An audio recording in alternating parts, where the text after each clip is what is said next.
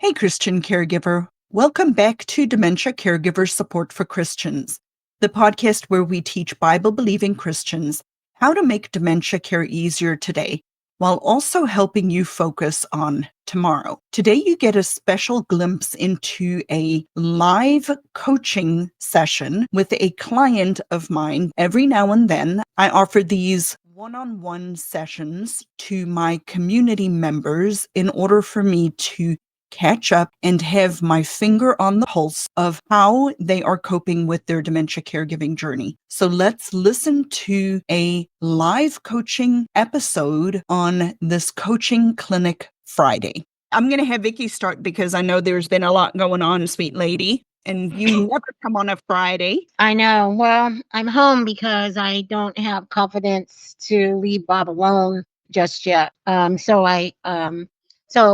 For you who don't know me, I'm Vicki, and I'm caring for my husband, who is 85 and has Parkinson's and cognitive impairment. And Friday, he went to the emergency room. Turns out that he had an undetected UTI and it went septic, so it caused a lot of strain on his heart. So, to what extent that there was damage to the heart, we're not going to know because he has a history of cardiac problems. And with his condition, he can't withstand going through any more extensive procedures. So, we're letting nature take its course there. But he came home the day before yesterday, I guess. And so he's not, all his vitals are good, but he's in a weakened condition. So I had to hire in some help, which is new for me. I've always hired, when I hire help, it's so that I can go out. So it's a little strange having someone here doing my stuff. But I'm actually enjoying it. I can see how you get used to it if you have the money to support yourself that way. We don't have any long-term insurance, so it's all out of pocket. So he is weak, Lizette, as we talked about. Yesterday, I didn't have help yesterday. I was able to get him out of bed on his own. He was able to get sit up, took a while, and to stand up for a second. And then I was able to position his hips to his chair, and he got in. He couldn't do that in the evening, but he did that in the morning. And this morning it was better. He was a little bit more stronger and able to do a little bit more.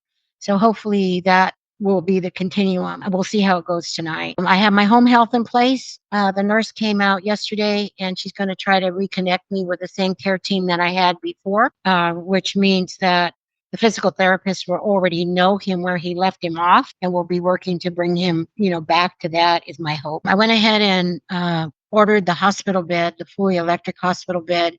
So part of what I'm having my caregiver do is empty the furniture that needs to be moved, and I'll have someone come and help me just rearrange. It's not too much because I'd already made some space, but I got to do some more. And I declined the Hoya lift, and I found out that our home health provider, our durable equipment provider that Kaiser contracts with, doesn't rent a sit and stand. So, but right now, Amazon has them at a really good price because it's Black Friday, and it's not that much. It's like, I don't know, under $400. And so maybe after this meeting or whenever, you can take a look and see which one, you think. I had an opportunity to see a Sarah Steady.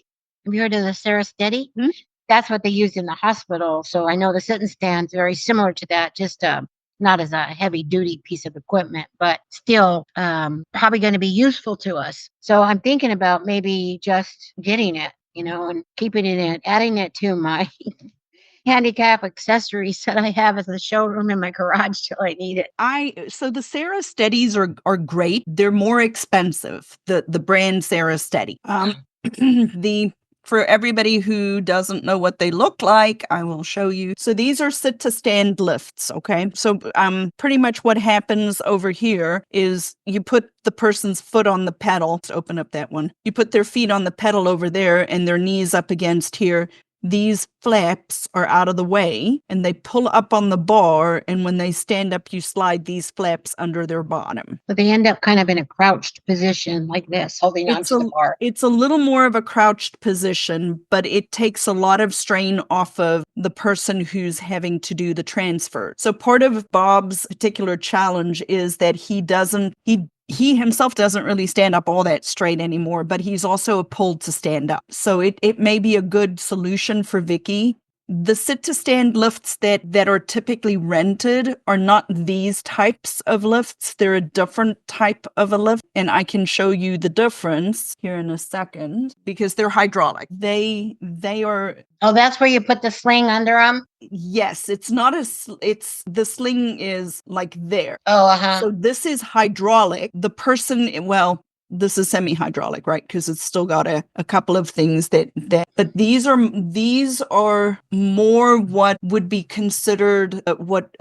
in my opinion here in South Carolina, when we've been able to rent them, they're these types of hydraulic sit to stand lifts. So I do think that, so what I would do, Vicki, since you have the PT coming in, and since Black Friday is still a week away, and so the sales will probably be good through another week, I would wait and I would really try to talk to the PT and show him and tell him what we've discussed and really, really make sure that from a practical, specifically in your home, because a few things that you need to pay attention to is there space around the chair that you're going to, underneath the chair, if it's got to go under a couch or whatever? What does all of the lay of the land look? And also, anytime you have a lift and you have a human, even though he doesn't weigh that much, on the lift, it makes it heavier. So if there's heavy carpet, we want to make sure, we set you up for success and not just a piece of equipment that's going to be a laundry catcher that you now have paid for yourself. So that's kind of where I would start. But I still think it's a good solution for you, especially if the physical therapist doesn't feel like it's going to be quick for him to regain where he had been. Yeah, I'll probably connect with a physical therapist today. I'm hoping, but it might not be. I don't know if they work weekends. But anyway, yeah, that's kind of my thinking too. I wanted to talk to him first before I make any action. And I can probably talk to Kaiser to see if they have a contract with another in-home care durable medical equipment provider that would have that available. So I can judge also what the price is. The woman at Apria couldn't tell me because they don't rent it. So she couldn't tell me that. The electric bed is like $54 more a month. So I am going to be paying that. And But that'll come up. is he doing okay though? Yeah. Yeah, he doesn't, his color is good, his mental is good. All his vitals are good. The home health nurse came yesterday.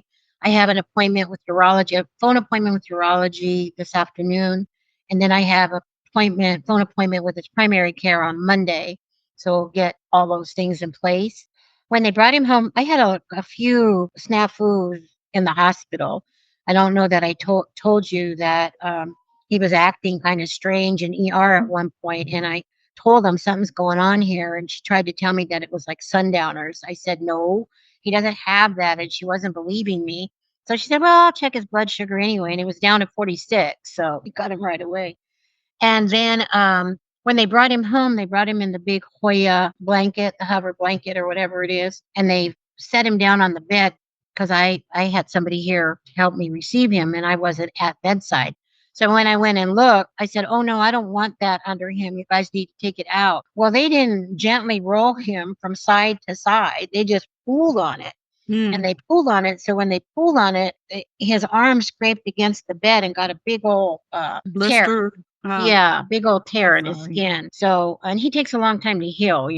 So the nurse came yesterday and she paid attention to that and dressed it really well and is giving me the supplies I'll need to take care of that. And they elevated me to what they call home health plus. So for the first little bit of time, they'll come every day. Good. And then once they get him more stable and satisfied that he's static, then probably be reduced. But that is reassuring to me. So absolutely, I'm so glad, Vicki. I'm really, really glad. Yeah, it's coming together.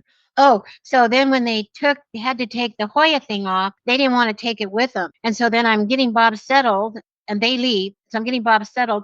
And there in his gown is his heart monitor. They didn't take his heart monitor off of him. I mean, they took the tabs, but they forgot to physically take the machine. The machine, yeah. Yeah. And then I asked, I started looking around for his prescriptions because he was have to have two coming out of the hospital. And they told me at the hospital, don't worry, we'll have them pick him up before they transport him. They didn't bring him. So I could hold the heart monitor hostage until they brought me the medicines. And that's what worked out because at first when I told them, they said, oh, well, anytime within the next hour it's convenient for you to bring us that heart monitor, we'll exchange it for the medicine. No, let's flip that. You bring it to me because I'm not going to leave my husband alone to, cover what should have been happening. So, we have to advocate. Absolutely. I'm so glad that you advocate for him and for you. Yeah. Yeah. That's one of the benefits is just learning how to be an advocate, right? So, but you And look good. now I'm learning more about I have new experiences in my nursing caregiver journey. I'm learning about the Foley, how to empty it, how to measure it, how to clean it, and all that stuff. Some stuff you don't really need to know. Some stuff is Not that you would sign up for the class. You know what I mean? right, unless you were a nurse, right? Yeah. So it's always reassuring, but I do pay attention when they come so I can know how to do. Yeah. That's helpful too. Like I But don't. you've been doing such a tremendous job. Yeah, I feel good about that. Yeah, I feel good about you too. So I'm really glad that you reached out when it happened and looped me in and let me know. Yeah. Yeah. We'll definitely be closer. Yep. Well, 'Cause these are new steps. I got my phone. My handy dandy phone is usually attached. All right, lovies, your turn.